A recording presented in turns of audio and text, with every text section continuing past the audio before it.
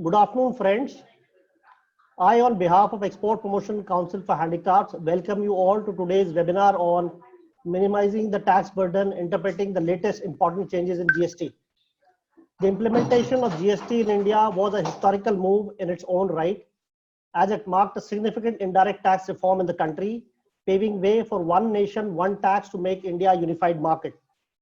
We have come a long way since GST was implemented in the country nearly 3 years ago. We have seen many changes in the law, many amendments as far as procedures are concerned, and thus far, we have reached a stage wherein there has been an all-round acceptability of this new taxation regime.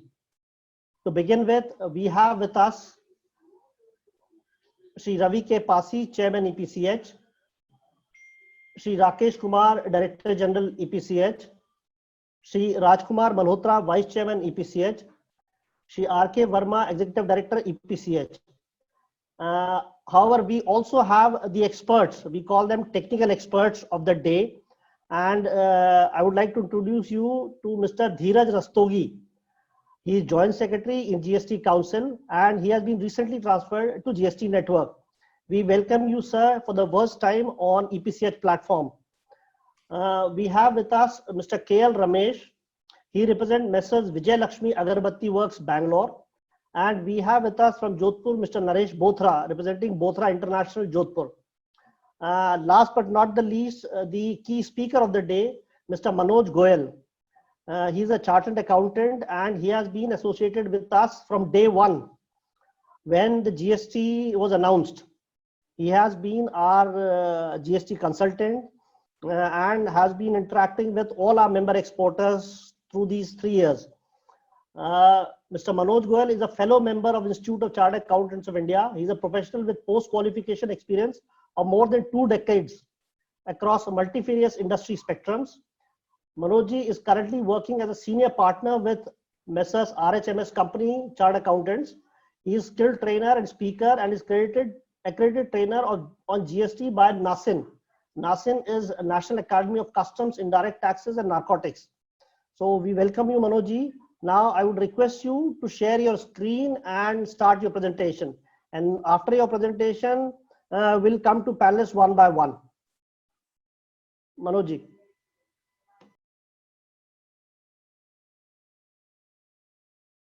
Thank you very much, sir. Thank you for the kind introduction. So as always, it has been pleasure to be amongst the EPCH members and all the dignitaries on the dais, on the panel. So my association with EPCH goes back to 3 years, almost as long as the GST has been into the country. So as rightly pointed out by Rawatji, since day one of the introduction of GST, I got this opportunity of being amongst the EPCH members, and I am really thankful that I've been invited at various forums time and again, repeatedly, and I got this opportunity to know the fraternity more closely and work with the fraternity more closely. So today, as we all know that we are going through this difficult time of COVID-19 across the country, and as I was looking at the slide, Albert Einstein has mentioned that in every difficult situation, there is an opportunity. So likewise, the opportunity has been created by EPCH by bringing all of us together. And I can see that right now around 200 participants are already there on this platform listening to us, which has never happened when we used to do the physical meetings. I don't think we've ever crossed a number of 100 in all the previous meetings. So that's an opportunity that which has made us come together, all of us. We are sitting at home, but still trying to get connected and know what kind of changes are happening in the taxation regime. So with this brief note, I will now start. I hope I'm audible to everyone, sir. Yes, yes, yes. Okay, so with this, I am now beginning with the technical session. So as described by Rawatji, the topic of the day which has been assigned to me is all recent amendments or updates which have come in last 1.5 to 2 months So as you all know that the changes are ever stopping. They've been day in, day out. We've been getting a lot of notifications, circulars, updates, rule changes, even amendment in the act.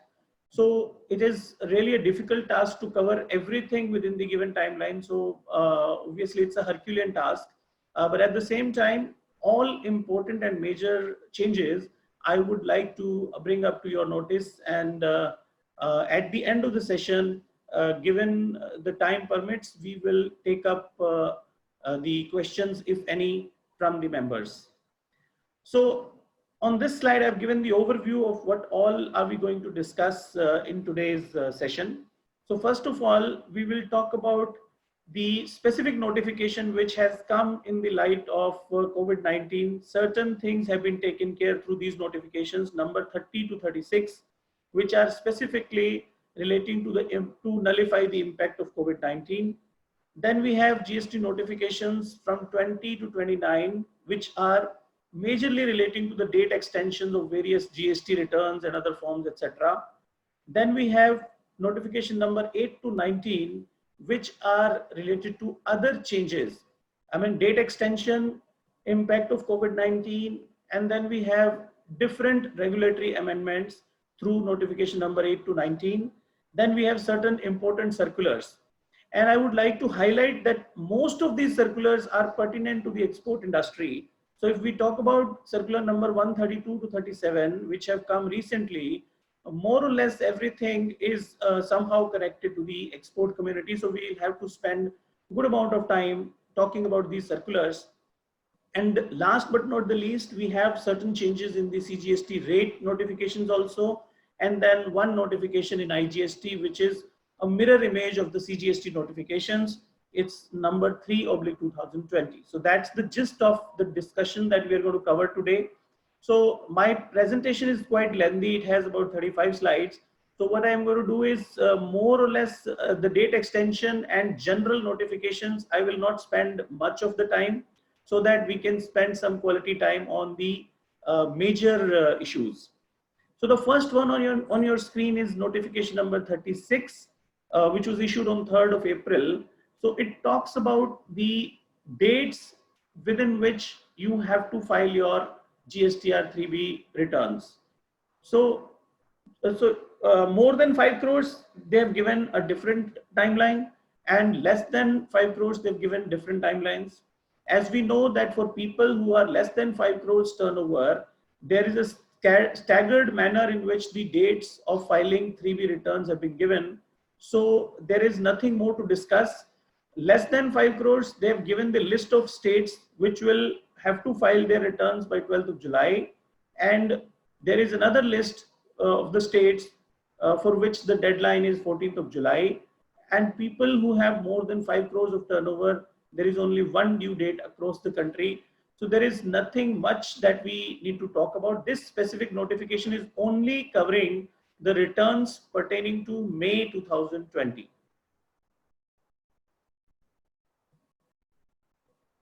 So now the next notification is 35. This again is talking about the extension of some due dates.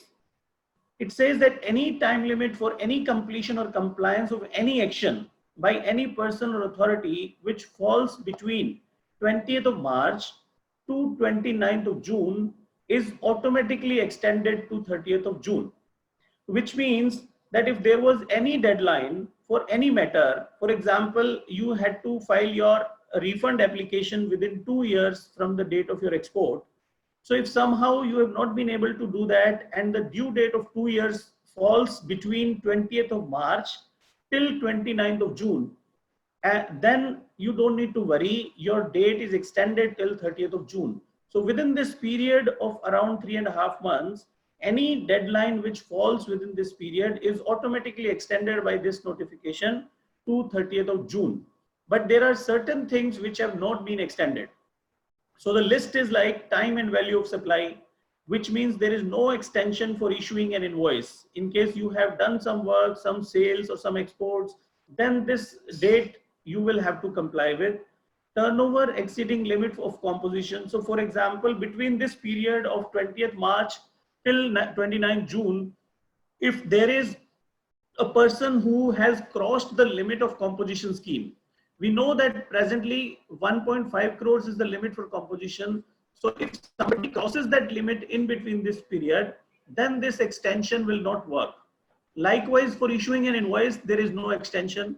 GSTR 1, no extension. Late fees, interest, power to arrest, partner's liability to pay tax. These are the exceptions. So except all this, everything other than this, there is a blanket extension from 20, if some date is falling within this period of 20th March till 30th June, then it will automatically get extended to 30th of June. But we have to be mindful of all the exceptions given below. For example, there is no extension for e-way bill. There is a separate extension given for the e-way bill, but under this blanket exemption, e-way bill is also not covered. So that's a welcome step. That, for example, if there was a notice to be issued, or if there was a notice given to you and you were supposed to give a reply to the department within say 15 days or 1 month, and the date was falling within this period, then the date of giving response to the department automatically gets extended till 30th of June. So if there is a show cause notice issued by the department or any other notice or letter given by them, no need to worry, our time limit will automatically get extended to 30th of June. So now, as I said, for e-way bill, this blanket exemption does not work, but what works is a separate extension. It was said that if there is an e-way bill, which is the validity is falling between 20th March till 15th of April, the date of validity will be deemed to be extended till 30th of April 2020. So for example, there was a material which was shipped from Bombay to Delhi on 18th of March. So we all know that for every 100 kilometers, we have a 24 hours limit. So for example, 1000 kilometers distance, we will have a total limit of 10 days. So the date was expiring on 28th of March. 18th March, we sent a shipment from Bombay to Delhi, and 1000 kilometers is the distance, for example. So the expiry will fall on 28th of March. But because of this notification, they have extended the timeline of such e-way bills till 30th of April. Now, this is notification number 34, again about the extension of certain dates. So it says that for a composition dealer, the CMP 08 can now be for the quarter ending March can now be filed by 7th of July. The original date was 30th April, but it has now been extended to 7th of July. Likewise, for GSTR 4, for the year ended March 2020, now the date has been extended to 15th July 2020. Next is the notification number 33. It talks about the waiver of late fees for filing GSTR 1. For the month of March, April and May 2020, the date has been extended to 30th June 2020. And for the quarter ending March 2020, also the date has been extended to 30th June 2020. Now, this is important. It is notification number 32, which talks about certain waiver for the people who will now be able to file their return later than the due dates. So we have categorized this into 3 different formats. One, the taxpayers who has aggregate turnover of more than 5 crores. For them, for the period of February, March and April, if the GSTR 3B is filed before 24th June 2020, then in that case, no late fee will be applicable. So February, March, April, all 3 returns, if we file on or before 24th of June 2020, then it will be exempted. There is no, in this case, there will not be any late fees chargeable. And likewise, if we file our returns within the extended due dates for the people whose turnover is between 1.5 crores to 5 crore or less than 1.5 crores, then if you file the returns within the extended timelines, the 3B return late fees or late payment penalty has been extended. So we have to be mindful of 2 things. One, that there is no blanket extension of filing of returns. It is only the waiver of filing of the late fees. They will not charge you the late fees, but they have not extended the due date or deadline for filing the returns. So this is one where you can file within the extended period without any late fees. Now, it's important to know why they have not extended the date, but rather they have only waived the late fees or the penalty. Most important thing is they did not want to lose on the interest specifically from the bigger taxpayers.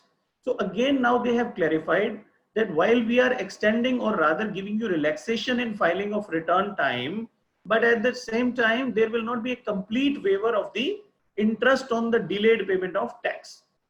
So they've said that for smaller taxpayers whose turnover is less than 5 crores, if you file your return within the extended due date, respective due dates are mentioned on the screen, then in that case, no interest will be charged because you have deposited your tax in a delayed manner. But if you are a taxpayer with more than 5 crores of turnover, then in that case, the relaxation is only for 15 days. So for example, for the month of March, original due date for filing the return was 20th April. They've given you 15 days free without any interest. So which means March return, if you file before 5th of May, then there will be no interest. But if you are a large taxpayer with turnover of more than 5 crores and you delay your return more than by 15 days, then for rest of the period, you will have to pay interest, but at a lower rate of 9%.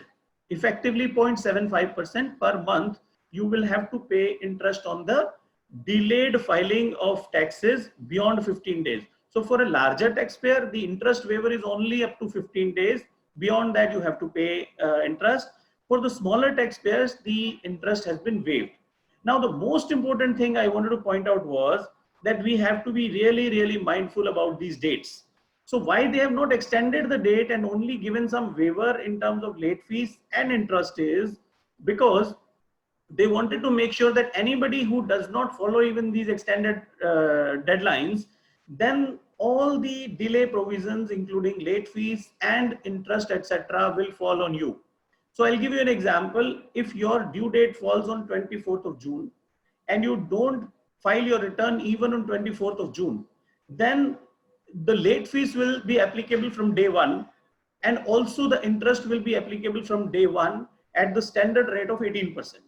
It does not matter whether you are a small or a bigger taxpayer, but we have to be mindful that we have to file to get this exemption or to get this liberty. We have to make sure that the filing is done within the extended timelines. Even a 1 day delay will bring you back to the normal position, and all the penalties and interest, everything will become applicable. So it is very important that we should not miss these extended deadlines. The next is notification number 30. It is rather an amendment to certain rules. So we'll briefly talk about these rules. One, it says that the intimation for opting of composition scheme, the date has been extended. Now you can do this up to 30th June 2020. And also if you have to carry forward certain input tax credit in case you want to shift yourself from normal taxpayer to composition taxpayer, then earlier the deadline was 31st March 2020. Now you can do this up to 30th June. And likewise, for filing the ITC statement, you can now go up to 31st July. So that's again a date of extension only. Another change which is very important and big one is relating to rule number 36.4. So rule number 36.4 from the day one has been very difficult for the industry. So what it says is nothing which is there in your GSTR 2A, you cannot claim the input tax credit. So first the rule came that you can claim 20% higher than what is being shown in your GSTR 2A, subject to that you have actually taken more services or more goods, but your 2A is not showing something. So for example, your 2A is showing 10 lakh rupees and you have actually taken goods or services for 15 lakh rupees. So you can take 12 lakh rupees of input was the initial rule. Then they changed it to 10%. So they said rather than 20%, we'll only give you 10%. Means if you have 10 lakhs in your 2A and you actually bought 15 lakh worth of material, then you can take input only on 11 lakhs. Now, in this COVID-19 situation, a little bit of relaxation, they are saying that we will not look at your compliance with this rule on month-to-month basis, because the department has given many extensions to the filing of returns, including GSTR1. So which means that now your 2A in any case will be delayed. In many cases, you cannot see your input in 2A. So in that situation, they have given a relaxation that for the period beginning from February 2020 till September 2020, you can very much avail this on a consolidated basis. So you can keep taking input of all your bills irrespective of how much is being shown in the 2A, but you have to make sure that at the end of September 2020, you have to comply with the rule on consolidated basis. So on consolidated basis, you have to see that your total input tax credit, which is shown in the GSTR 2A for these 7 months, should not exceed more than 110% of the value which is shown in the GSTR 2A. So the next is notification number 20 to 29. That's the second category. So this is more or less all about the extension. So I will not take much time because then we have to go to some more important issues. So I'll briefly talk about all this. The GST, the due date for filing GSTR 3B for the registered persons having turnover more than 5 crores for the months from April to September 2020, April to September 2020, the due date has been given 20th of the succeeding month. So that's a normal provision. They have only extended this provision for next 6 months as it was happening earlier also. So most of these changes are again similar to the existing provisions. Only thing is these provisions were initially given till 31st March 2020. Now they have extended the same provisions for next 6 months also. So I am not going to spend much time on these. Again, this is the same thing. GSTR 1 was always 11th of the succeeding month. So it is again 11th of the succeeding month only, but only for next 6 months they have given the extension. So again, this is a date change, nothing else. And all these notifications are now pertaining to Jammu and Kashmir specifically because of the reorganization of the state. We all know that there are certain changes in terms of some relaxations have been given. Since it is only and only pertaining to Jammu and Kashmir and it talks about various dates extensions, so I am not going to spend time on this. This PowerPoint in any case can be shared with everyone, all the participants. So whosoever wants to look into this, they can. But majority of the changes that you're looking at your screen are pertaining to J&K and Ladakh only. So these are date extensions, nothing else. So I am skipping all of them so that we can reach to more important changes.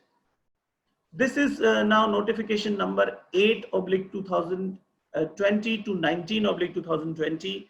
Notification number, this is the third category of the presentation that we were supposed to discuss. So this is an important change for all the taxpayers who want to take a fresh registration or a new registration. This is an important change.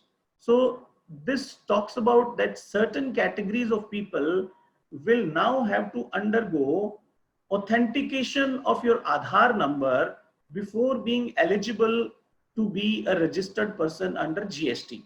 So it means that now from 1st of April 2020, if you are an individual, you are a partnership firm, you are a Hindu undivided family, or you are a managing partner, all such situations, you have to undergo Aadhaar authentication first. So there is a procedure given. I will not get into the procedure, but the fact of the matter is that the government has realized that in many cases, the registrations have been obtained by people with some malicious activities or by using some fraud documents. So just to avoid that, they have come out with a mandatory requirement that every registration, wherever possible, will have to first undergo Aadhaar authentication.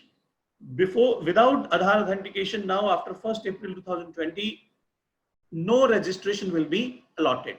So this is important to know for all of us. So what they have done is they've given the list of people who will have to undergo Aadhaar authentication. So individuals, all authorized signatories in whatever, like in a company also, if you are an authorized signatory, your Aadhaar authentication is a must. Managing or authorized partner, Karta of a Hindu undivided family, but it does not apply to a person who is not the citizen of India. So that is understandable. A citizen, a person who is not a citizen of India will probably not have an Aadhaar. So this notification also has been brought into the rules to make sure that they have given a procedure as to how Aadhaar authentication will work. So the rule has also been accordingly amended. So what they've done is a new rule has been inserted, rule number 4A, which talks about Aadhaar authentication only. So we will skip the process. But the only important thing I wanted to point out here is that if a person fails to undergo authentication of Aadhaar, suppose I am the authorized signatory of a company and my Aadhaar authentication fails because of whatever reasons, then before allowing registration to that entity, physical verification of that entity will be must. Without a physical verification in such case, you will not be able to take registration if your Aadhaar authentication fails.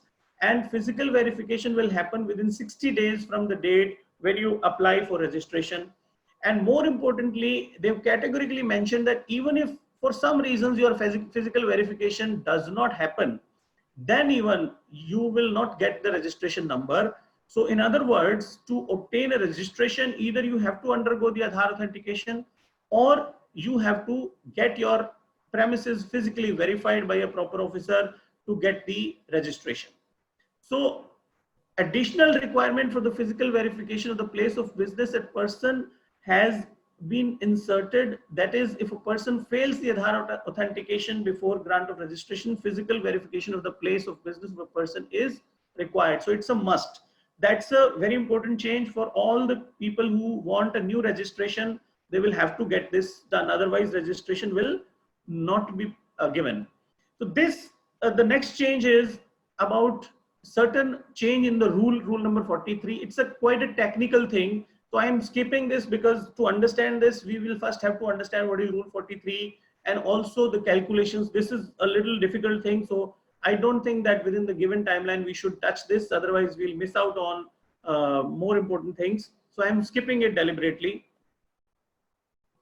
Now, the next one is a proviso insertion in rule number 80 sub rule 3, which is very, very important for all of us to know. What it says is that specifically for the financial year 2018-19, we all know that even for financial year 2018-19, GST audit and the GST annual return has still not been filed. The extended deadline for filing GST annual return and the GST audit is now 30th June 2020. But a relaxation has been given through this change in the rule is that less than 5 crore turnover, you are not required to get your accounts audited. So that's a welcome change for all small taxpayers for financial year 18-19. We know that the general limit is 2 crores otherwise, but for 18-19 specifically, they have given a relaxation by increasing this limit. So less than 5 crores, no need to get the audit done for GST 18-19 only. For 19-20, again, the rule will be 2 crores only. So this is for 1 year. They have given this relaxation. And most importantly, it is only for GST audit. So annual return, you will have to file, but GST audit, you can skip. Another one is insertion of rule 86 4A. If the tax has wrongly been paid or paid in excess, which was required to be paid, and the registered person has claimed the refund of such amount from ITC ledger, the refund shall be provided by recrediting the amount in electronic credit ledger by making an order in form GST PMT 03. This is a provision which was already there, but now the important thing we need to understand is that many people, what they were doing was that they were making some payments from their ITC ledger, and then they were claiming that this was wrongly paid, now give us refund, and the refund was being asked in cash only. So to change that anomaly, so what was happening through this was that in your ITC ledger you have some balance, So as a law, in ITC ledger, your balance can be refunded only in two cases. One, you are making exports, and second, you are supplying to some SEZ people, or maybe your product is under inverted duty structure. So if you are not falling under any of the categories, you are not supposed to take refund of your input tax credit. But there were many people who were using this by making some wrong payments deliberately, using your input tax credit and then applying for refund, saying that, oh, I made some mistake in paying tax, so give me refund. So when they used to apply for refund, the government had no mechanism to give the refund in their credit ledger again. So they used to give them the refund in cash. So this was an indirect method of taking refunds in certain cases.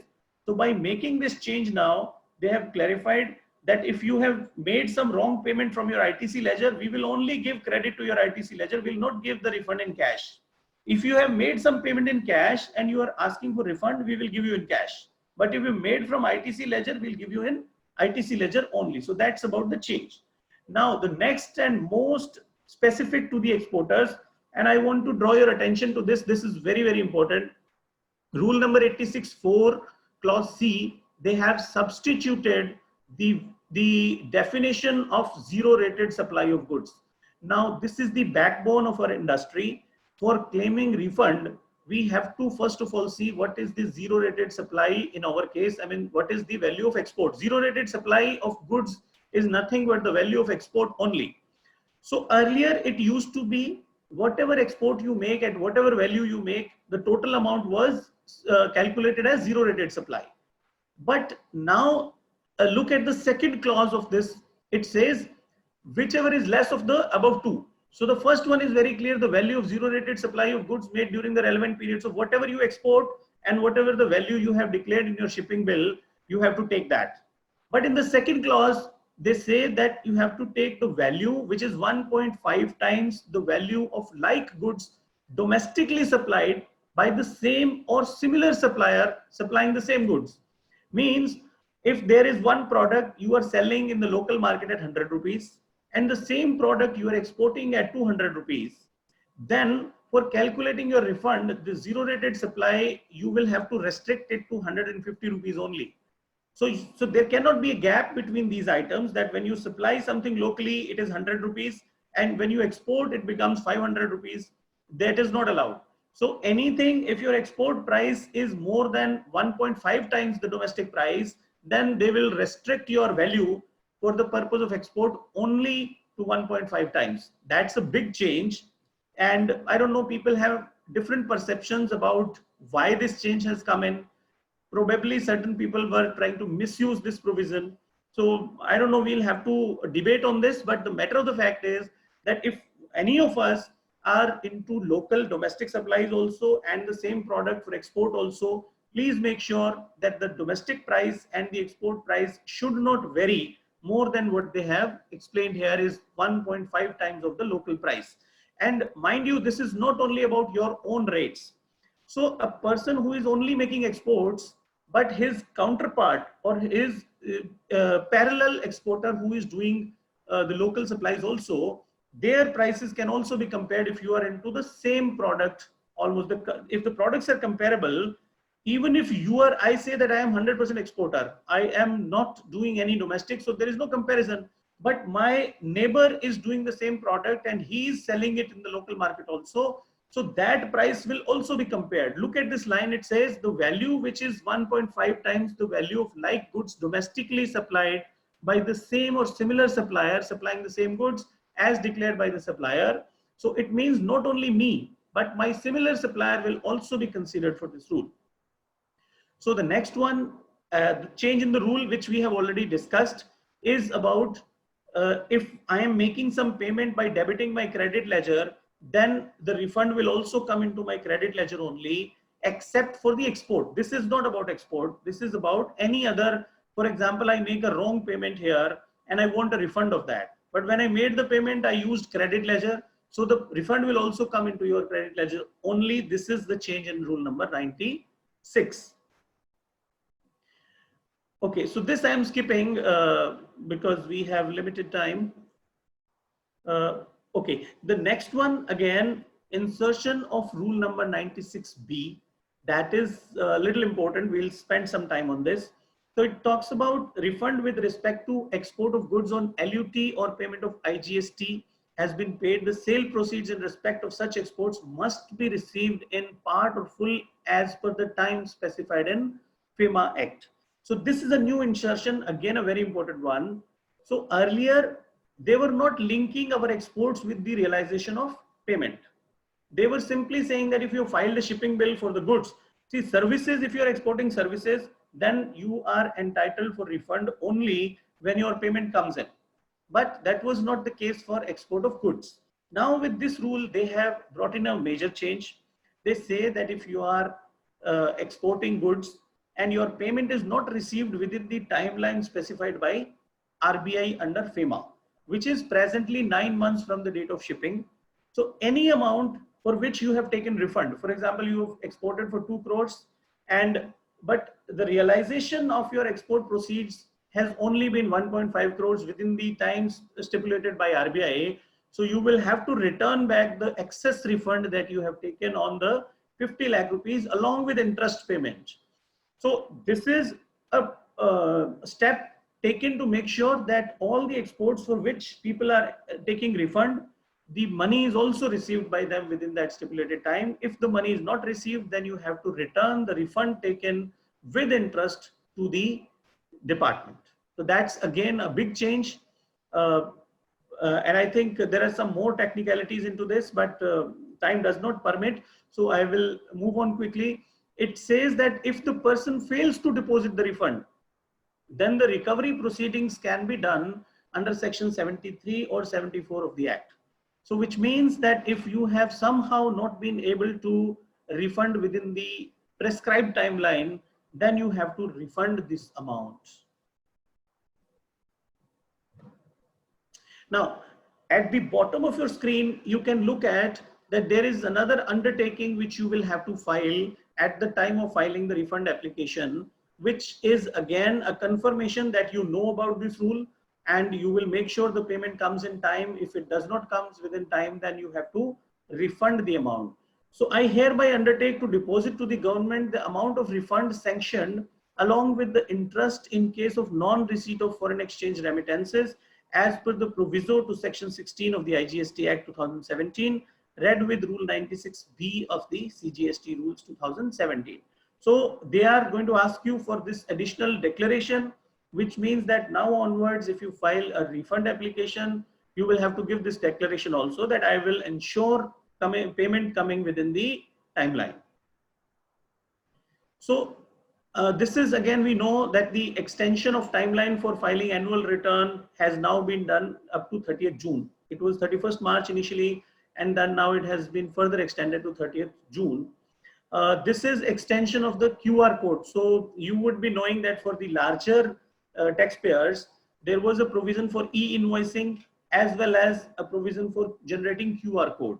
So these two provisions have now been again extended the deadlines from 1st of April to now 1st of October 2020. So the next change is again theoretical change. It says that if somebody has wrongly for the financial year 1920, if somebody has wrongly filed GSTR 3B, he was supposed to file CMP 08, but if he has wrongly filed GSTR 3B, then he will not have to file CMP 08 anymore. It will be considered that he has filed his CMP 08. Okay, now this one is just for your knowledge. We will not spend time on this. There is a specific notification about the people who are undergoing the insolvency resolution process. So there was a lot of problem in cases where a company or any entity was undergoing a resolution process.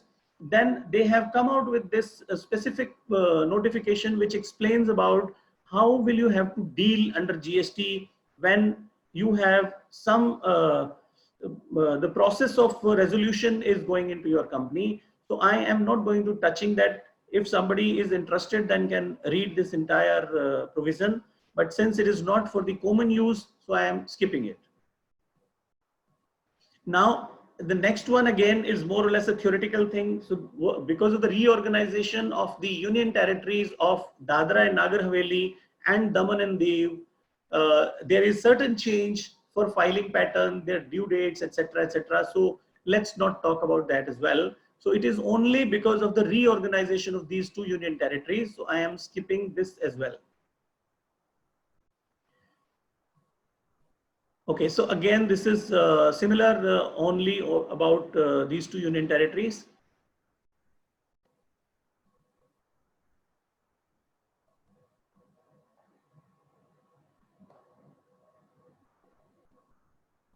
This is about valuation of lotteries, betting, gambling, horse racing. I am skipping this.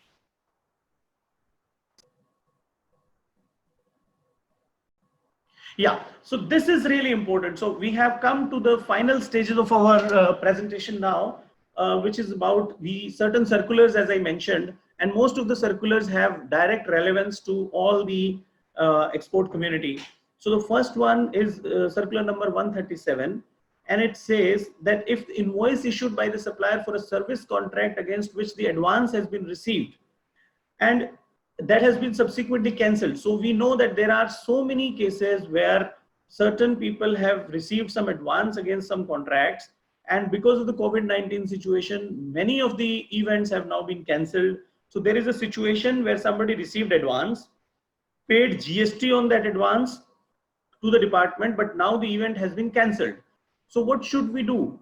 I think this was a question raised by EPCH also to us, that there is a situation where we have deposited huge tax to the government on account of advances received from our participants, but now the events are being cancelled. So what should we do? So they have given the answer here. They say that you can simply issue, in case you have issued an invoice. So there are two situations. One where one has issued a invoice, so you can issue a credit note against that invoice, and if you have other liabilities against which you need to pay some tax, then you can adjust this amount against other liabilities. But if you don't have other liabilities also, your outward liabilities are zero, then you can file a refund under RFD 01. So one option is you have raised an invoice and now you have cancelled your contract, so no more services supply is required, so you can issue a credit note. If you have some other liabilities, you can adjust against that. If you don't have any other liabilities, then you can simply file RFD 01, the refund application.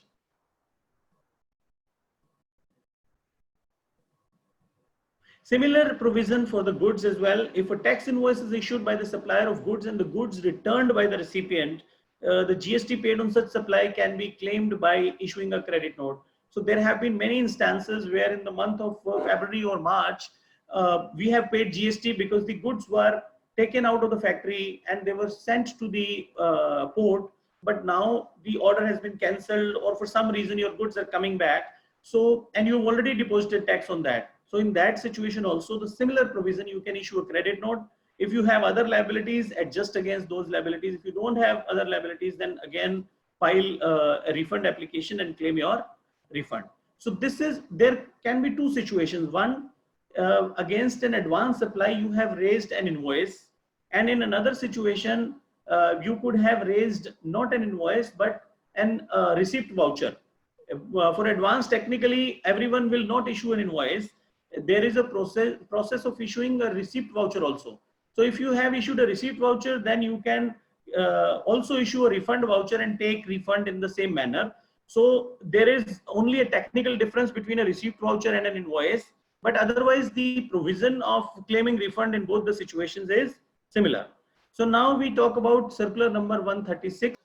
Okay, sir, thank you. So circular number 136, it talks about the specific amendments made through the notification for changes due to COVID-19. So when the original notifications were issued, the number 30 to 36 about the changes in date and some interest waiver, some late fees waiver, etc. So people were raising a lot of questions. They were confused about the languages of the notifications. So the department has come out with this circular, which is nothing but a reiteration of all the provisions which we have already discussed. So it talks about certain changes. I have skipped that because that's again a reiteration of what we've already discussed in notification number 30 to 36. So I will now come to circular number 35. It talks about clarification on certain refund related issues. So as always, that's something which is important for us. Number one, the most important change they have come out with is now a refund application can be filed for multiple tax periods across different financial years. So you would recall that initially when GST was brought in, there was no option to file GST refund for multiple periods together. So there were so many people who were stuck because their purchase was in April and their export was in May. So if they file in May, there was no import. If they file in April, there was no export. So the department came out with an answer that, okay, you club these periods put together and then apply for refund. So the problem was sorted out. But then in that case, there were certain situations where your periods were falling into two different financial years. So for example, you purchased in March 2019 and you exported in April 2019. Then obviously clubbing was also not possible because they said clubbing can happen between two financial years, between two periods only within the same financial year. But this is again a welcome change. Now they have allowed that you can club the periods which are falling into two different financial years also, no problem. So the next one is in case of change in GST rates on the same goods at different point of time will not attract inverted duty structure. So that's a very technical but important point. So what is inverted duty structure is when you are buying something at a higher rate of tax. So for example, you buy some iron products and the input rate is say 18%. And after making certain items out of that import, the output rate is only 5%. So there is a lot of accumulation of input because of the higher tax rate. And there is a provision that like an exporter, if you are dealing into some inverted structure items, you can file a refund.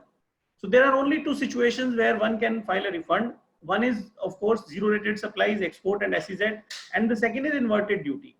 So there was a situation where a person bought a lot of raw material and the rate of that item was 18%. But by the time he started selling those items, the department reduced the rate to 12%. So we all know that the rates are changing every day. So if I bought 1 crore rupees of items at 18% tax, I paid 18 lakh rupees on that. Now, when I start selling them, the rate reduces to maybe 12% or to 5%. So what will happen? I have input tax credit of 18 lakhs. But when I sell those goods, even if there is some profit, I can still have some input tax credit lying with me as unutilized. So people were saying that why can't we get the refund? If inverted duty structure is that I buy an item at 18% and make something else which is at 5%, so you are giving me refund. But if you are buying something at 18% and when I start selling, it's the same product. I am only a trader. I'm not changing the item, but the rate has been changed by the department. So many people were saying that why can't I get the refund because my input will also get stuck. So here they have now clarified that no refund will be given in such a situation. If there is a change in the same product's rate, then because of that, we will not give you refund. We'll only give you refund if you are making something and your input is at a higher rate and your outputs are at lower rate, then only the inverted duty structure will give you the refund. Next one, it is noted that inverted duty structure is applicable only when the rate of tax on inputs being higher than the rate of tax on output supplies. It would not be applicable in the cases where input and output supplies are same. So as we already discussed, that in case you are selling the same product but there is a rate change, no refund will be given to you. Next is any refund of tax paid on supplies other than zero rated supplies will now be admissible proportionately in the respective original mode of payment. That is, in case of refund, we will have to see whether we made the payment by cash or through ITC ledger. We have already discussed this. Most important change which I would like to highlight, and that's like a very, very harsh step taken by the department for all the exporters.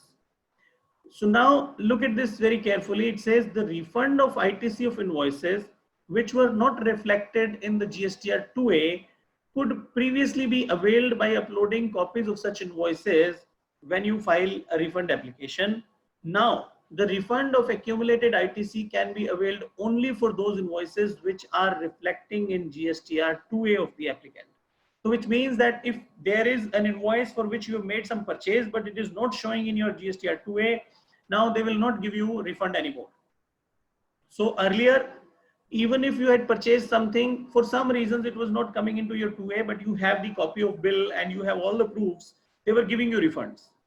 And then now they have clearly mentioned in the rule itself that you will get refund of only of the amount which is shown in your 2A, nothing beyond that.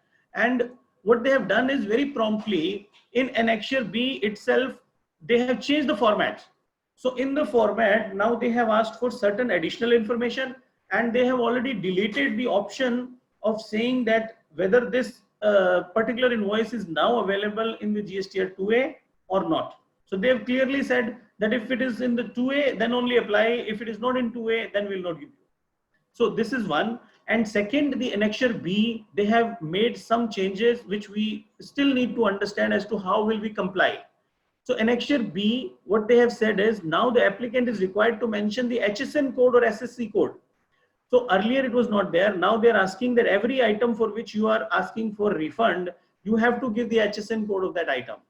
So now take an example. If I buy something from a vendor and in one invoice, there are 20 line items because I buy different products, and every product has a different HSN code, different rate and value, etc. So in one invoice, I can have 20 line items, and every line item may have a different HSN code. So the way this format has been designed, probably they're asking for 20 line items against one invoice. So this is a huge task, and I think very, very harsh step taken by the department. And I think we must take it up that there are certain genuine cases where it is not humanly impossible to give all the HSN codes. And secondly, there are situations where the GSTR 2A will not give you the reflection of your input tax. How will you manage those situations is really we'll have to test in the times to come. But I think the government has come out with these harsh steps because they have encountered some fraudulent activities across the industry. There were a few people who were trying to take benefit of the existing provisions. Because of this huge change has been brought in. But I think this is harsh to the people who are genuinely doing business as an exporter and not doing any hanky-panky. For them, it is really difficult. So the next one, again, as we discussed, this circular number is only about the companies which are undergoing the process of corporate insolvency resolution process. So I am not going through the details of what all are the changes. But the presentation is there. If somebody wants to have a look, then definitely you can. So another one is circular number 133. It talks about the apportionment of ITC in case of business reorganization as per section 18.3. I will not talk about this also in detail because it's a huge circular. But the crux is that in case your company or your organization is restructuring, maybe merger, demerger, amalgamation, sale of assets, transfer of assets.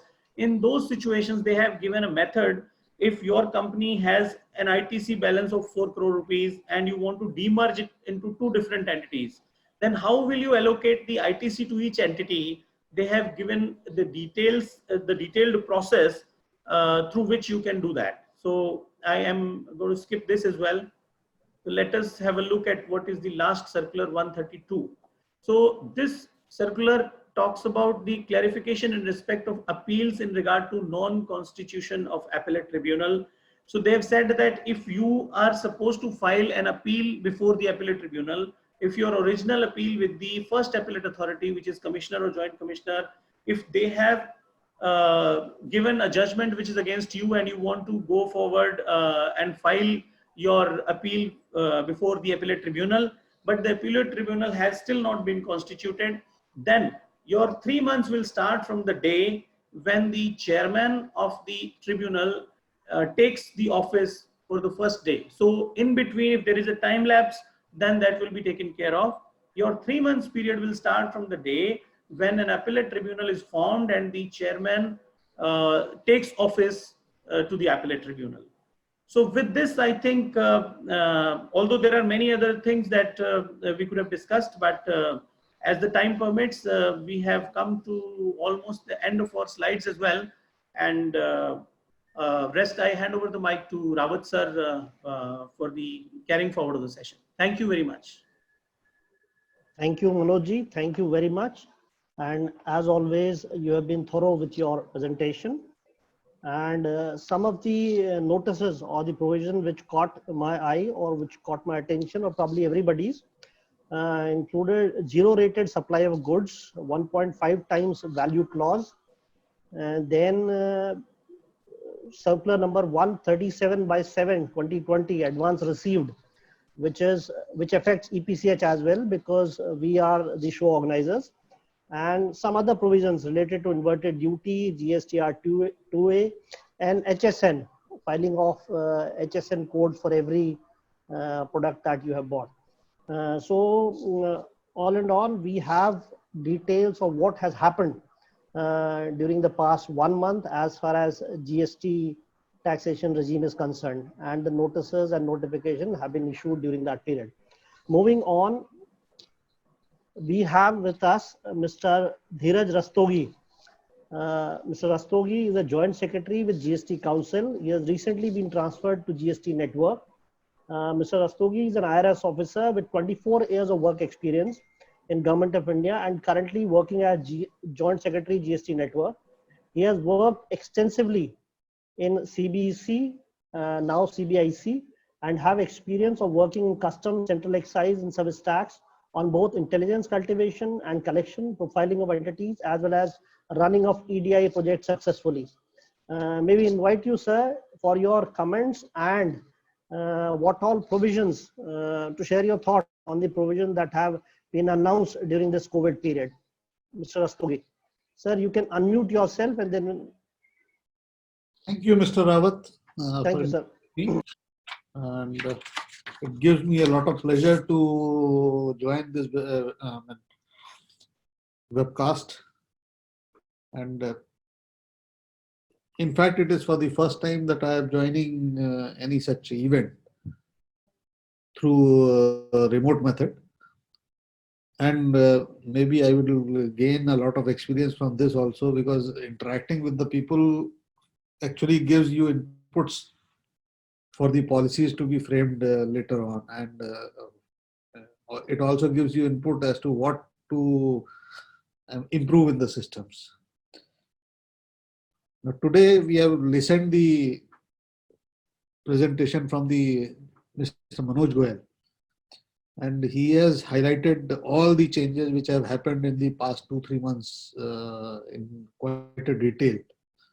So I would not go through those changes, but I would like to just clarify a little bit about some of them, as they have been adequately covered by Mr. Manoj Goyal. The first and foremost thing that I would like to say about those change in dates which have been brought out by the notifications 30 to 33, 34, I think 34. From 30 to 34, all the changes have been brought about in the compliance to be done by the taxpayers. Those are actually not the extension of dates, if you strictly see. These are actually where the government is saying that, okay, the taxpayer can file the tax return because of the COVID. He's not in a position to access his data, maybe at office, or the employees are not coming. So all those looking to those difficulties, they have said that these compliances can be done at a later date. We would not charge any late fee for that compliance being done late. And in most of the cases would not charge interest also. However, if those dates are not met, then the interest and late fee would start from the actual dates. So that is the one thing which has to be kept in mind. So whatever extension, whatever dates have been given by the government for complying, those should be followed by the trade as far as possible. Otherwise, the otherwise the consequences in the form of late fee and the interest would be coming in this time of COVID also. The other thing that I was side by side looking at the type of questions also, and Mr. Rawat has also mentioned that a number of people have raised queries about the export value being 1.5 times of the market value. Seeking clarification about that provision. I can tell you the intent why it has been brought. It has been brought by the government because of that experiences from the customs. In the customs side, it is seen that people obtain a particular product from the market, buy it, say for 100 rupees. But then they try to export it for 500 rupees or maybe 1,000 rupees.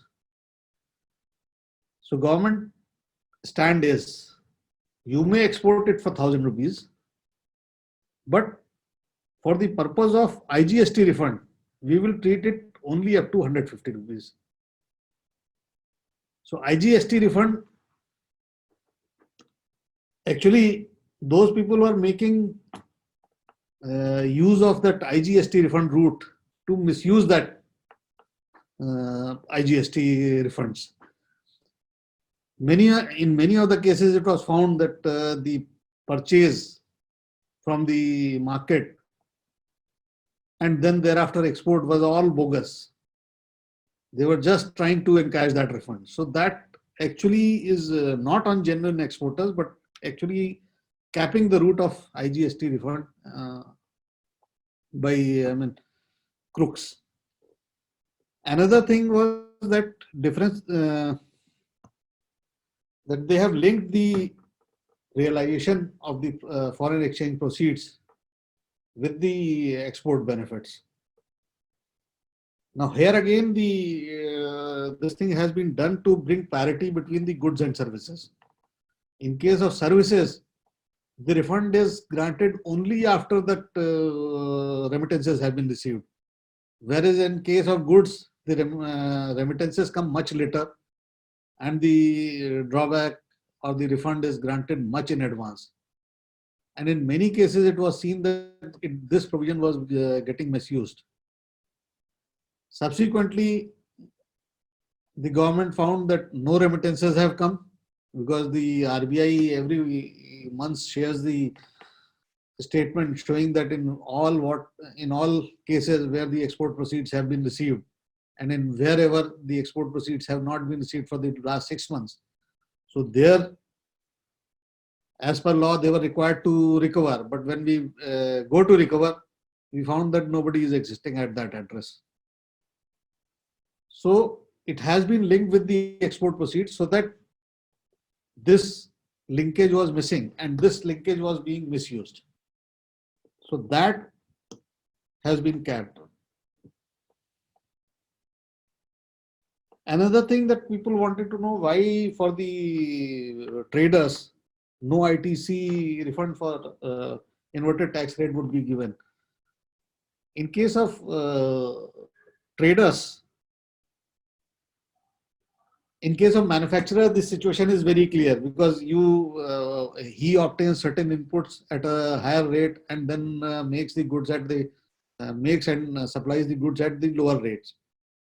And similarly, in case of services also, there the situation is very clear and the scope of misuse is very low. But in case of traders, the government says, all right, you can have an inverted tax structure, but it would be very rare. It would be in such a certain situation when you are running a business and during the running of the business, a situation may come that for example, in the annual revision of tax rate, the tax rate on your final product may be reduced. But that impact would last only for say a month or 2 months, would not be for ever. So you utilize your accumulated tax credit for tax payment in the future. No cash refund would be given.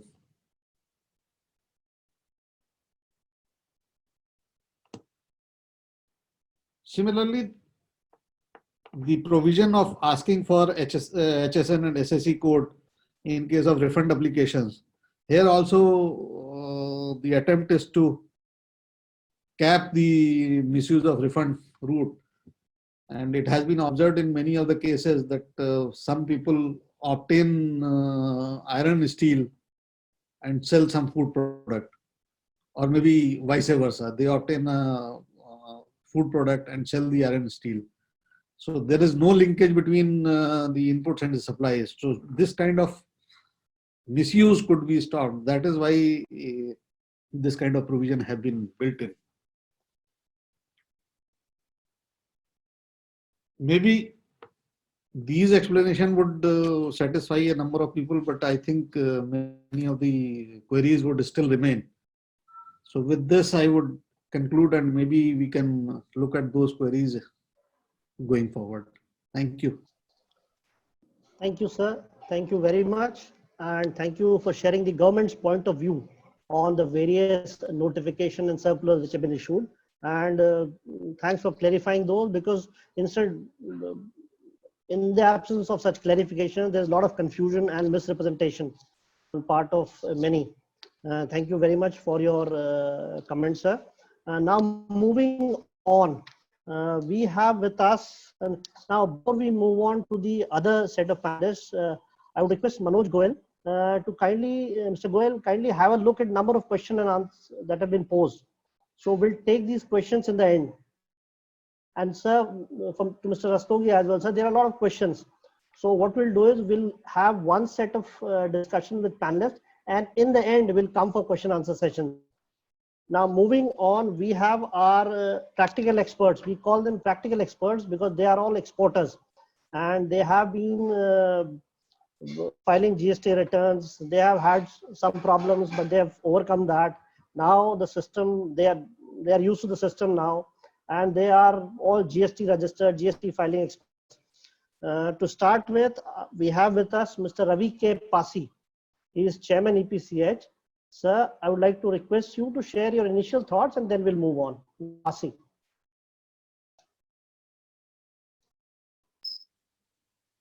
Good afternoon. Shri Dheeraj Rastogi ji, Joint Secretary GST Council.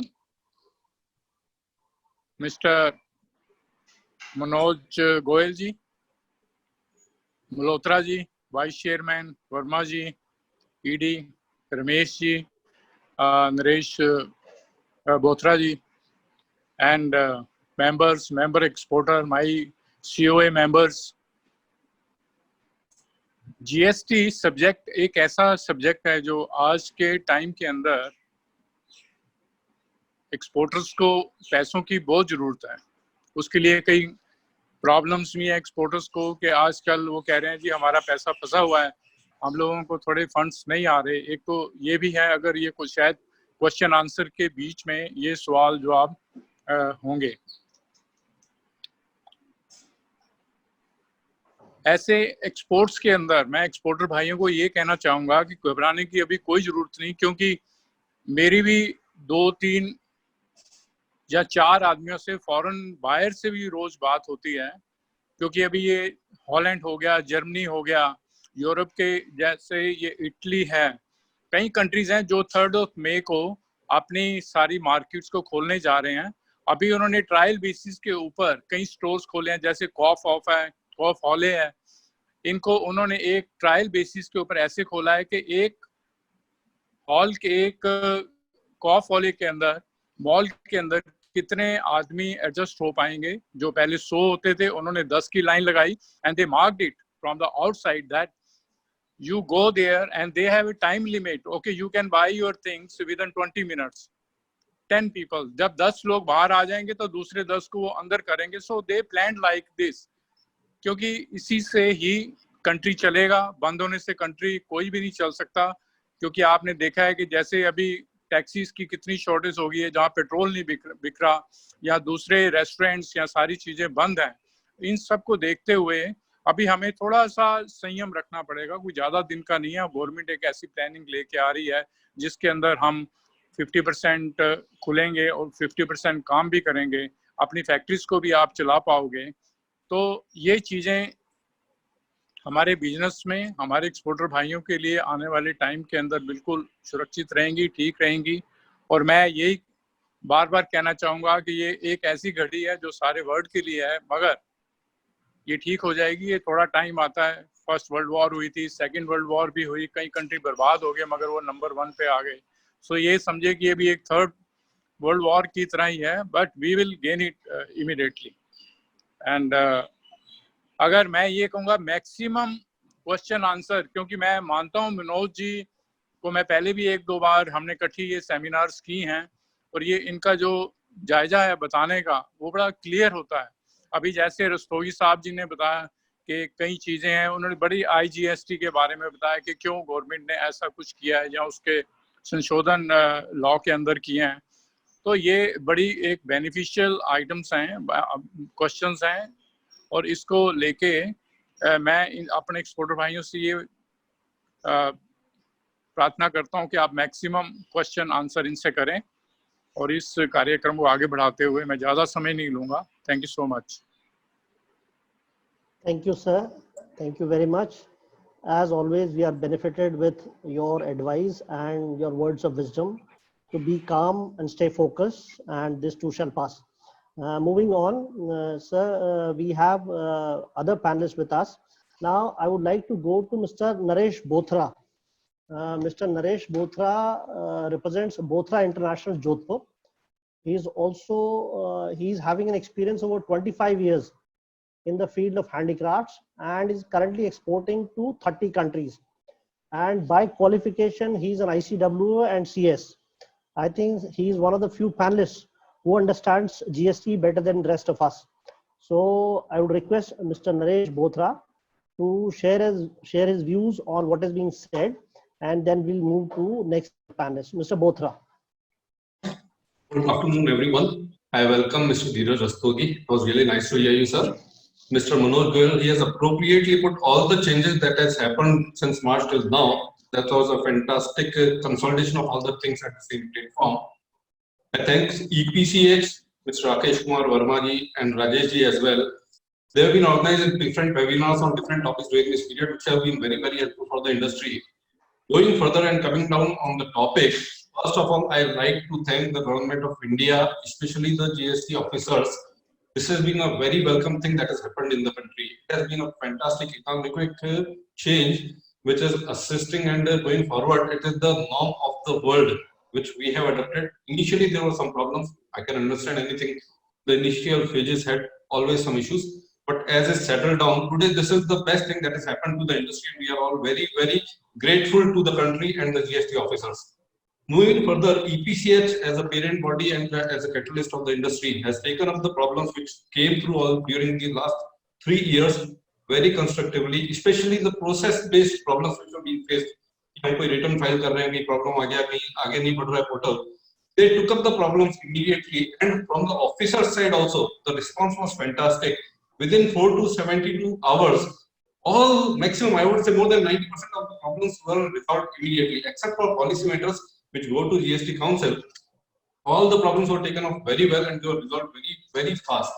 During this COVID season, the Chief Commissioner Jaipur, Mr. P.K. Singh, he came with a drive that all the pending refunds should be taken up and they were sorted out.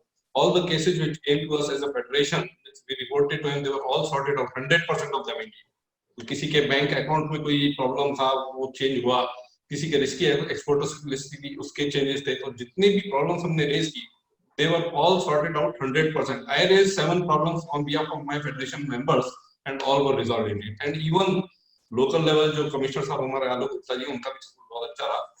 This particular drive was very, very helpful at this time जब हम आराम से peacefully काम कर पाए और वो सारे काम हो पाए.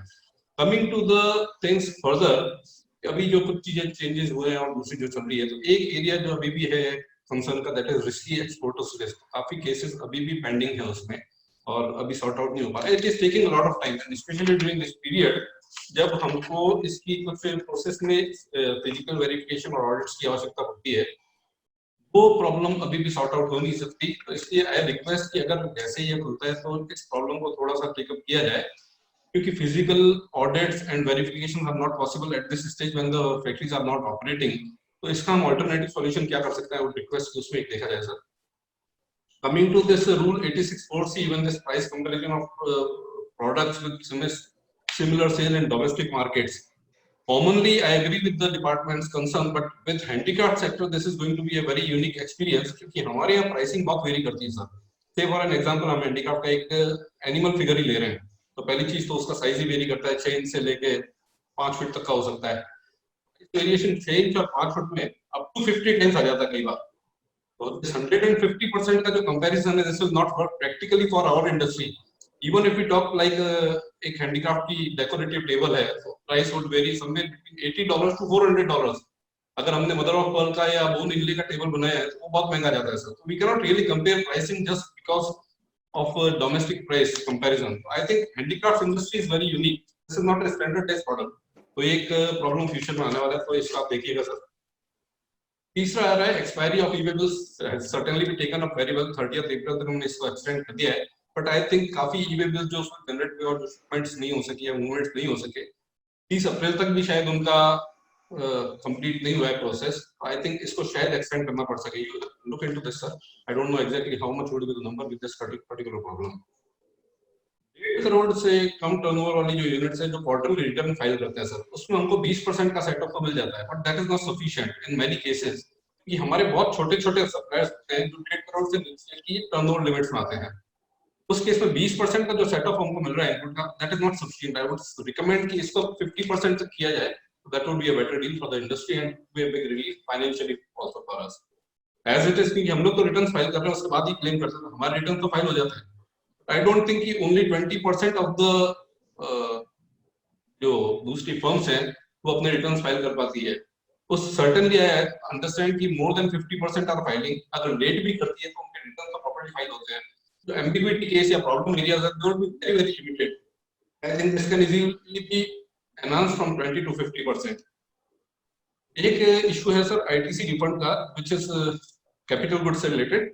इसमें जो IGST का सेट ऑफ है, IGST के केस में हो जाता है बट LUT के केस में नहीं हो पा रहा है, या इट इज वाइस वर्सा.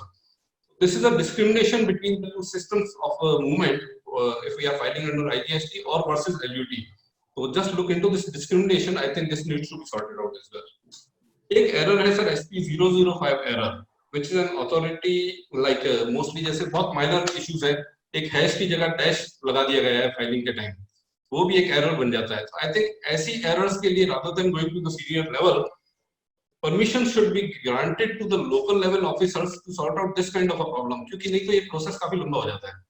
तो these were some things, but otherwise we all at the industry and beyond industry level are very very happy with the GST format and the regime, and truly grateful to all the officers at different levels who have been proactively there for us and sorting out the problems very well, sir.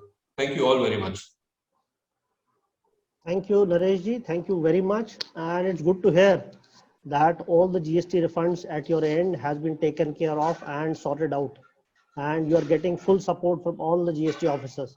Thank you very much for sharing your thoughts with us. And you posed a lot of questions to Mr. Rastogi and to Mr. Goyal. We'll come to those questions in the end. Now, moving on, I would request, we have with us Mr. Rajkumar Malhotra, Vice Chairman EPCH. I would request Mr. Malhotra to share his thoughts on the subject, and then we'll move on. Mr. Malhotra. Thank you, Rajesh. I think my voice is clear and everything is okay. Yes, sir. Everything's okay. Yeah, thank you. First of all, I am really thankful to Mr. Dheeraj Rastogi and the step taken by GST panel. All the steps are very welcome and must be appreciated. This is a need of the hour.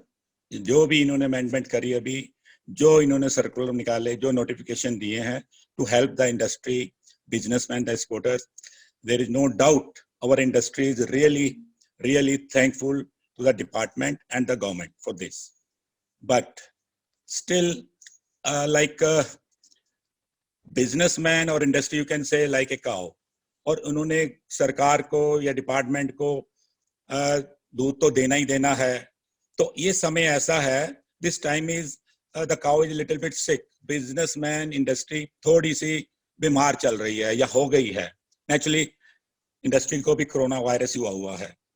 तो ये समय सरकार की तरफ से अगर गाय कुछ कम दूध दे रही है तो उसको थोड़ा प्यार से, उसको थोड़ा लीनियंट तरीके से उनकी मदद करते हुए जहां भी आप उसकी हेल्प कर सकते हैं. आई थिंक जितना हम आपको अप्रिशिएट कर रहे हैं, आपके डिपार्टमेंट को, सरकार को, जितनी सरकार कर रही है उसमें कोई कमी नहीं है. We really thankful to the government.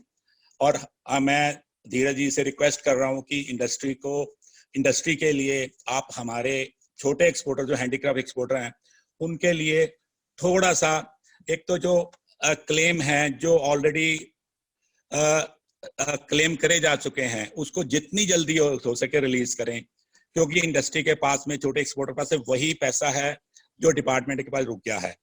आना शुरू हो गया है, पीछे सरकार ने इंस्ट्रक्शन दी है, we are getting that money, but अभी भी उसकी वो स्पीड नहीं है जिस स्पीड की हमारे को या इंडस्ट्री को जरूरत है. उसके बाद में अगर कोई ऐसी कहीं देखो सरकार जानती है कहाँ कहाँ उसका हाथ रुकता है. आप अंडरटेकिंग ले सकते हैं, ऑनलाइन अंडरटेकिंग लें. 70% 80% इमीडिएट अगर रिलीज कर देंगे तो इंडस्ट्री अपने पांव पे खड़ी हो सकती है, क्योंकि इतना ही पैसा है. एक छोटे एक्सपोर्टर्स हैं, बड़े एक्सपोर्टर नहीं है सारे. तो हमें चाहिए कि आप जितनी जल्दी हो सकें वो जो हमारे क्लेम है, जो इंडस्ट्री के क्लेम है, उसको जल्दी से जल्दी रिलीज कर दें. तो ये आपकी तरफ से एक तोहफा होगा इंडस्ट्री को. और हम जो आपको, सरकार को इतना कह रहे हैं कि इतना मदद हो रही है, उसके अंदर और एक ये लग जाएगा कि वाकई सरकार हमारी मदद के लिए खड़ी है.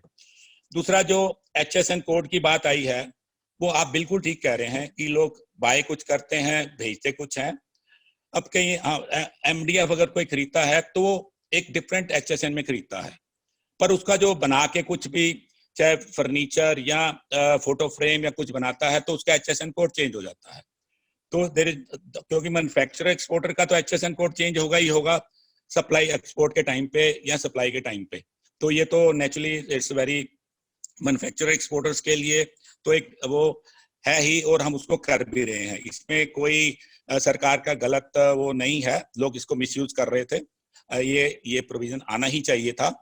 पर इस समय इंडस्ट्री को आपकी तरफ से, सरकार की तरफ से थोड़ा सा, और इंडस्ट्री के लिए जो आप कर रहे हैं, आपकी नजर थोड़ी सी हेल्पफुल और लीनियंट चलनी चाहिए. अगर रिटर्न वगैरह आप जैसे भी कह रहे हैं, तो मैं धीरज जी का थैंक्स करता हूं. अब मैं आ रहा हूं मनोज गोयल पे. मनोज जी, आपकी presentation as usual very informative, very impressive, very useful है इंडस्ट्री के लिए. कई बार मैंने आपके सेमिनार को चेयर करा है. आपने जो भी कहा, मेरा आपसे एक प्रश्न है, क्वेश्चन है कि जो भी पेमेंट, जब बायर को माल भेजा उसके बाद में बायर ने चैप्टर 11 फाइल कर दिया या इंसॉल्वेंसी फाइल कर दी और पेमेंट नहीं आई. अब रिसेंटली मेरे ख्याल इतने केस हुए होंगे, शायद आप इंडस्ट्री का तो जो भट्टा बैठा है इन्हीं वजह से कैंसिलेशन में और बायर की पेमेंट ना आने की वजह से है. उसमें नेचुरली कुछ लोग GST अपने प्रोडक्ट के ऊपर क्लेम ले चुके होंगे और कुछ लेंगे. तो क्या स्टेटस है? क्योंकि बाकी बड़े क्वेश्चंस होंगे इंडस्ट्री के पास में. ये एक ऐसा क्वेश्चन है जो मेरे से बार बार फोन करके पूछ रहे हैं लोग कि अगर हमारी पेमेंट नहीं आई और हमें, कईयों ने तो ECGC क्लेम करा है, उनको ECGC क्लेम मिल सकता है या मिलेगा जो भी सिस्टम में है, और कईयों की पेमेंट नहीं आएगी. इस केस में मैं मनोज से रिक्वेस्ट करूंगा कि इसको प्लीज एक्सप्लेन कर दें, क्योंकि मेरे पास में डायरेक्टली फोन आए हैं कि इसके बारे में प्लीज हमारी तरफ से आप मनोज जी से रिक्वेस्ट करें. अगर मिस्टर धीरज जी रस्तोगी जी भी इसके ऊपर कुछ अपनी रोशनी डाल सकेंगे, we will be thankful. Thank you very much. Thank you. Thank you, sir. Thank you very much for sharing the problems of the small exporters who are engaged in production of handicrafts. Thank you very much for your comments. Now we have got two more panelists to go to, and then we'll come to the question answer session. Now I would request Mr. KL Ramesh. Mr. KL Ramesh represents Messrs. Vijay Lakshmi Agarbatti Works, Bangalore. He is a creator of a product called VG7 in 1993. and very famous in almost 50 countries. He has also served as president of All India Agarbatti Manufacturer Association, chairman of FAME R&D Center, served as regional convener South Zone, and was also vice chairman of EPCH once. He is also general secretary in the governing council of HCSSC. Mr. Ramesh, I would request you to share your brief thoughts so that we can quickly move on to Mr. Verma and then to the Q&A session, because there are a lot of questions which are being asked to our key panelists. Mr. Ramesh. Thank you very much, Rawatji. Thank you very much, our Executive Director, Shri Verma ji. And thank you very much, Shri Manoj Goyal ji, for a wonderful session. Your thoughts and your details were what given is very, very informative.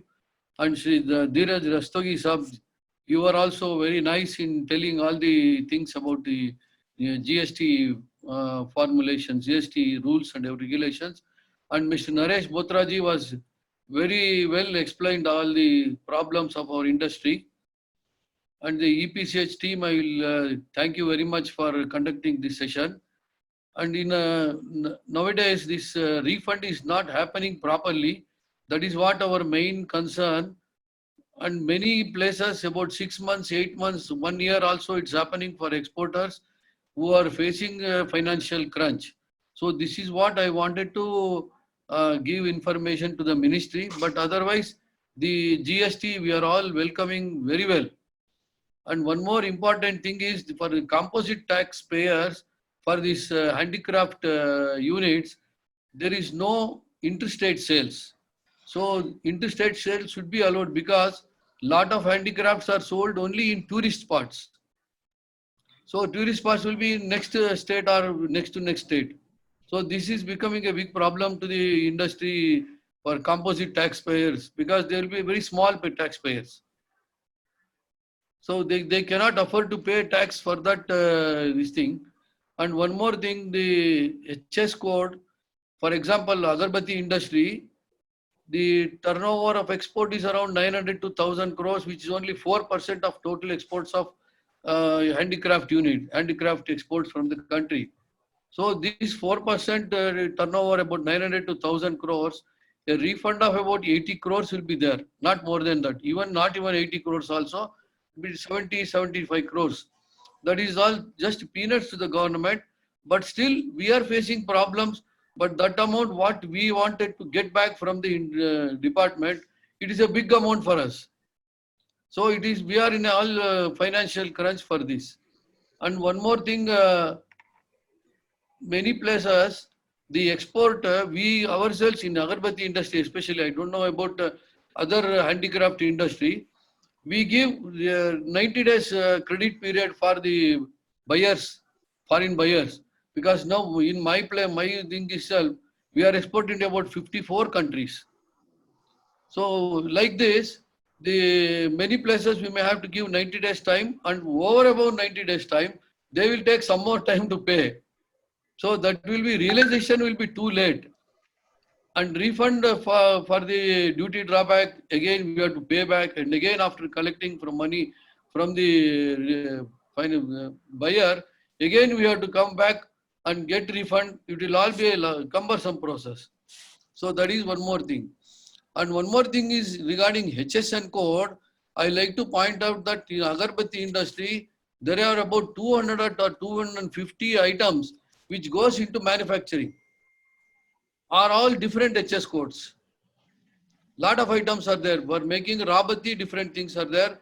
For making a perfume, different things are there. For making a cartoon and packing materials are all different HS codes. So it is very, very big Herculean task for maintaining these HSN codes and giving to the department. What time it will take and how much staff is also required for that. Many Agarbatti units are one-man show and all unorganized sector. I think my advice or my suggestion, whatever you say, please give exemption for the HSN code for Agarbatti industry. It is why we cannot work out this thing. It is very, very difficult for us to do. And only thing is important is that the HSN code I have already completed. and some circulars what recently the department has given. We all welcome. The most of the things are given time to file, and also the payment of GST balance, and for that from 18% to 9% they have reduced all. We are welcoming all these things, and we are thanking you for giving us so much of relief in all these things. But few things what I told you, please look into that and give some relief. Thank you very much. Thank you very much all the panelists, and thank you very much Mr. Manoj Goyal ji and Mr. Dheeraj Rastogi ji. Thank you. Thank you, Rameshji. Thank you very much. Your point is very well taken. That there is some problem with the refunds is concerned. There are certain areas in the country where we are getting refunds at a quicker rate than the other parts of the country. Now, before we move on to the Q&A session, I would request Mr. R.K. Verma to quickly give his comments, and then we'll come to the question answer session. Mr. Verma. Mr. Verma is Executive Director, EPCH. Thank you, Rawatji. First of all, Chairman Pasiji, Sri Vice Chairman Sri Malhotra ji, and other senior panelists, particularly the user of the GST, they have explained very well the issues concerned to they are facing day to day. Particularly the JS, Sri Dheeraj Rastogi, sir, thank you very much. You have given a explanation what was the logic. Government have given the relaxation on the extension of the dates for various return files. We are thankful to you, sir. But on the other side, sir, Mr. Malhotra, Mr. Bothra have already raised some issues, particularly HSN and Dusra refund of the GST.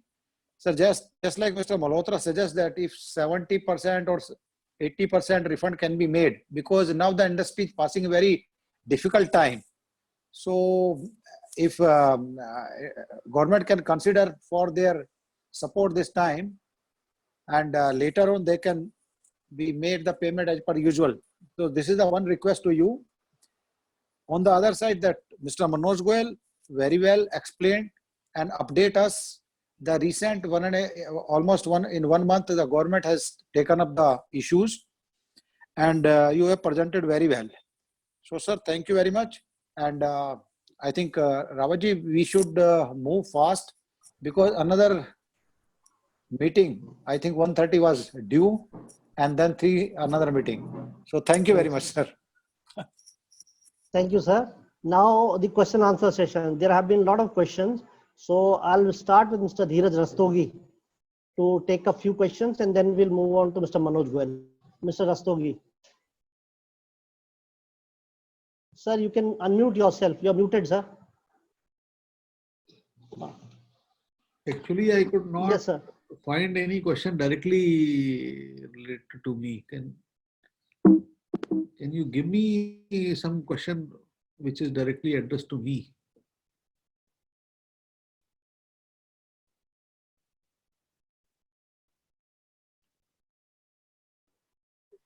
One question that was often posed to us, sir, was regarding the risky exporter.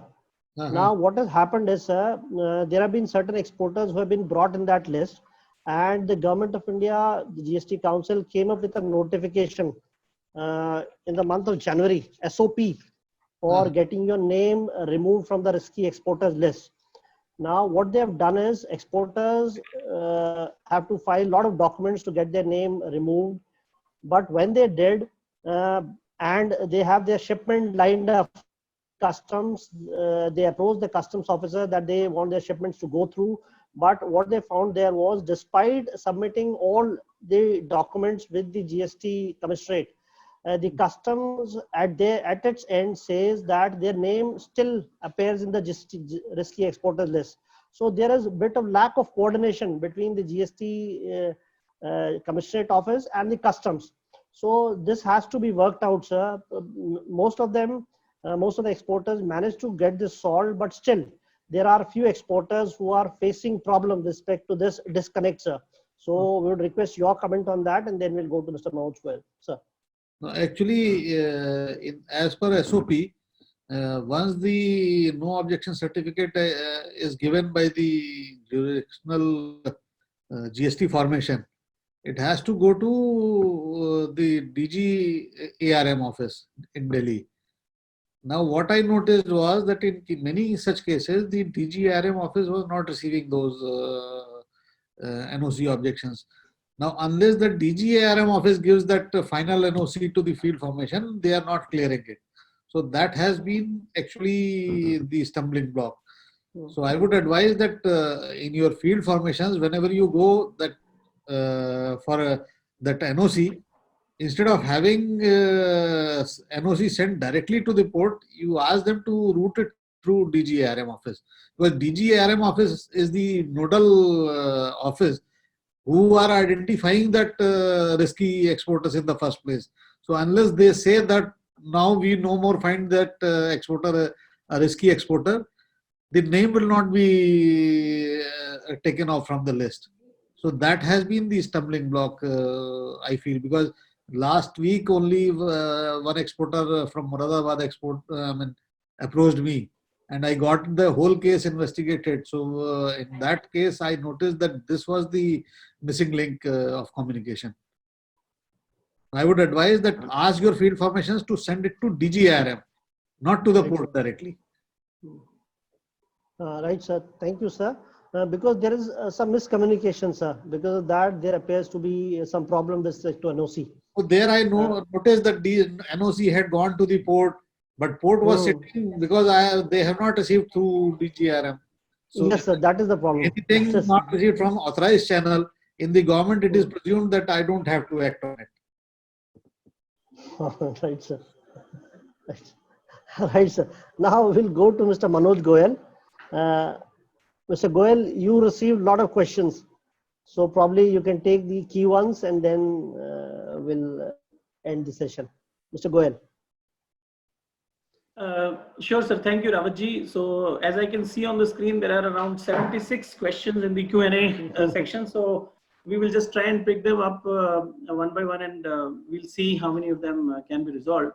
So the first one is actually not a question. It talks about how can we download, sorry, I'll take the first one first. Yeah, so it says, how can we download this presentation to check later after the seminar? So I can share the presentation with Mr. Rawat, and he can further circulate this amongst the members. That's not an issue. So the second point, I can see somebody has written, Mr. Naveen Surana has written a very lengthy note on what is the risky exporter. Tens of exporters claim incorrect refunds, and then he's mentioned about the consequences, etc. That question I think has been answered by Mr. Rastogi. Yeah. So there is any. Anyways, it was not right. So I'll move to the next one. It says, dear Manojji, my CA filed the Tran 1, but it didn't get reflected on the portal due to technical glitches, and GSTN denies that it was some kind of a technical glitch. Please advise the resolution to it. So there has been time and again, I think, many circulars and notifications on the same issue, that if you had filed a Tran 1 for taking over your credit from the previous period to the GST regime, and you did it legitimately, but there were some technical glitches because of which the form could not be filed. So they have given resolution time and again, the dates have been extended, and it has been given, authority has been given to the commissioner concerned that he can reopen your Tran 1 and you can get it done.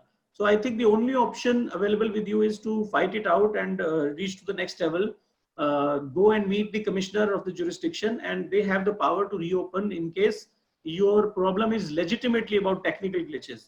Government has categorically time and again explained that we will entertain only those requests where genuinely there was a technical problem, otherwise not. So you can approach your commissioner and discuss your case with them. Please let us know when. Here I can also tell you something. The stand of the government is that we would allow reset of Tran 1 only in those cases where the technical glitch was there. Technical glitch would mean that when you registered and say you had 15 different states you had registration, the registration was done successfully in 12, 3 was not there, so accordingly the credit could not be passed on 3, or maybe some similar such technical errors were there. A number of, I think 7, 8 have been identified and in only those cases the tran one is getting allowed. Rest of the cases where the person simply forgot to do it on time, or maybe they were not knowing it at that time, or maybe they simply filled the wrong information. In all those cases, the reset is not being allowed. Right, sir. So the next question is, please let us know when goods are tailor-made for overseas buyers, then how to find out the comparative rates for claiming refund. I think this is the time will only test as to where and how the comparison will come from. Like Mr. Bothra was also mentioning that there are sizes issues or quality issues, or some compositions are different from one item to other, which makes the prices uncomparable. So I am sure that government will have to look into the practicalities and only see where the similar products can be compared in terms of quality, quantity, and other parameters. Then only this can be challenged. Otherwise, these kind of situations, one will have to be sensitive that the price difference is not because of the domestic and the export prices, it's because of the variety of products. So, but we'll still have to test because the rule is. Well, I can supplement here. The provision is not to discourage the export or not to restrict it. The only purpose here is to restrict the IGST refund. It should Correct, not sir. be Correct. that you buy the input for 20 rupees and pay tax for 100 rupees by arranging fake invoices. Yeah, yeah. With that purpose Right, is sir. there's no other purpose. Right, sir. So, sir, the next question has been addressed to you, so I'll read it out and then we'll see how we can answer. Dear Mr. Rastogi, my question is regarding the pending issue regarding refund of IGST and CGST during transition period of July to September 2017. My social mention is to the reverse charge deposited by honest taxpayers, wherein the whole mechanism was found. Goyalji, this seems to be a policy issue. We cannot perhaps. No, I totally agree, sir. I totally agree. Okay, Manoj so ji, let's move on, sir. Manoj ji, my request you to take the key questions which are pertaining to GST only, because we've got 5 more minutes. Okay, sure. So Tran one we have already discussed. This we are leaving for the moment. We are an export house and are manufacturing and exporting goods to our overseas buyers as per their specifications. How can, okay, so this we have already taken care of. Can we see all participants? There is nothing to answer. Respected sir, our GST refund is pending. We are risky profile. Again, we have dealt with. I don't think we need to take it forward again. If we have online handicrafts export business less than 40 lakhs, we have to apply for GST as mandatory for online business. But can we avail GST exemption for business under 40 lakhs? No. If we are under IGST, you're making some exports, even if it is less than 40 lakhs, we have to take registration, no exemption. How can we proceed for Aadhaar authentication? Any link? I think the process will be given, and this is only about certain people who are either the authorized signatories or partners of the firm or other dignitaries. So the process will be given by the department in due course. In current scenario, what is the validity of these notifications? I can supplement on this. The facility is ready at the GSTN level. The day it gets a go ahead, it will be implemented and link will be available. Sure, sir. Thank you, sir. And the next one is, in the current scenario, what is the validity of these notifications, whereas Delhi zone is declared as red zone? I don't think we can comment on this. This is the time will tell. Sir, how we can access the past webinar recorded by EPCH? I think Rawat ji will have to answer that. That will person share. who sign invoices, is it mandatory to? Sure, sir. So person who signs the invoices, is it necessary to register him as authorized signatory on the portal? Yes, technically yes, because the person who is authorized signatory can only technically sign the invoices physically. So you have to. Next, extend is 9C, but annual return is to be filed. The answer is yes for 2018-19. the GSTR 9C has been waived up to 5 crores, but 9 will have to be filed. Further, the processing of GST refund on exports are not being released on flimsy grounds. No answer. Again, the question is about Rule 86.4 for SEZ. Please discuss about that. Yes, this is on all zero-rated supplies, including the supplies being made to SEZs as well. What the logic behind changing the definition of zero-rated supply? Will it not affect exports? We've already discussed that. 1.5 Rastogi sir has beautifully explained this provision. How to get LUT in the first time. LUT filing is online. We can simply go on the GST website and file it. It's a 1-minute job. LUT filing is not a difficult thing. Regarding Rule 86.4C, sir, who and how will value 1. I think it's a self-declaration model. 1.5 times you only have to consider according to your domestic and export supplies. But obviously, when there is a scrutiny or any investigation, then obviously that comparison will be done by the department also. Sir, you would like to add anything? Sorry, on what? The question was who will and how this 1.5 times valuation will be determined. So normally, I mean, we cannot answer it right now. Normally, the things are done on the risk basis. Where we identify the risk, in those cases, we question. And actually, it will be mostly on the self-declaration basis. One has to declare that he has checked, it is not more than 1.5 times, then, I mean, no separate procedure is prescribed right now, but then subsequently we will evolve as to how to check it. Right, sir. The next question is as per the presentation. In customs, previously also at the time of export, initially there were no export valuation rules. Subsequently, export valuation rules were brought to just check this kind of menace. Now this has traveled into GST. Sir. There also it is on self-declaration, and only in select few cases customs questions it. Right, sir. The next question is, as per the presentation, time for realization of export proceeds is stated as 90 days from export. I understand this is 180 days from the date of export. Please clarify.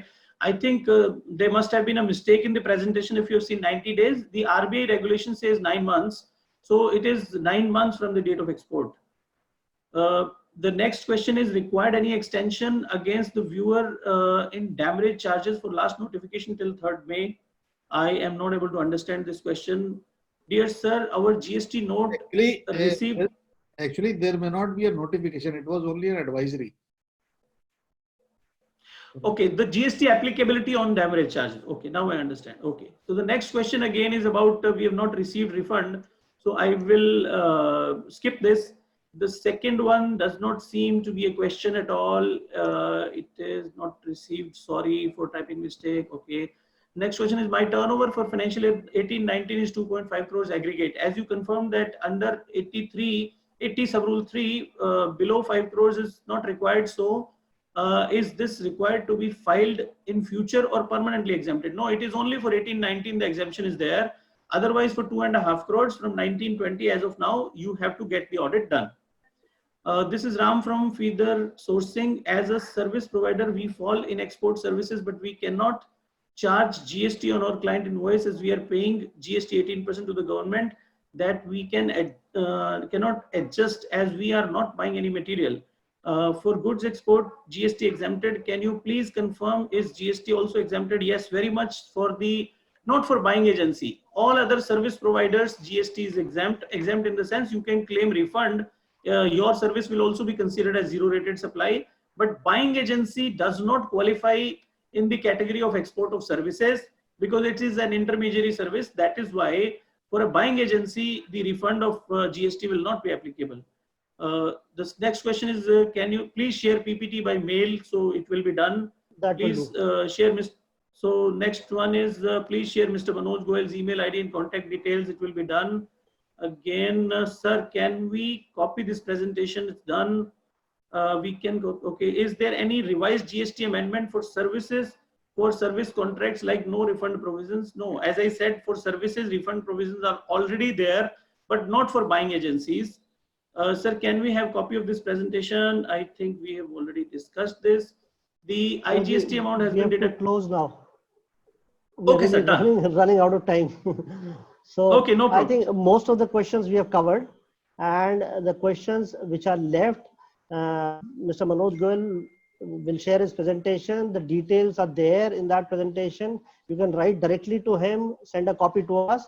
So those questions will also be answered. And thank you for your comments. Now we have come to the end of it. We've answered most of the questions. We had a very thoughtful discussions during these course of 1.5 hours.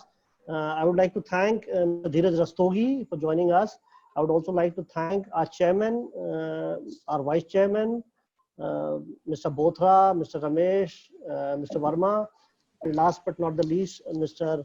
Manoj Goyal, who has always been a part of our discussions on GST. Thank you all. Thank you very much for joining. I would also like to thank over 300 participants who have joined us, who heard us, who posed questions. I thank all of them for their overwhelming support, and we look forward to such support in future as well. Thank you very much. Stay home, stay safe, and keep learning. Thank you again. Thank you very much.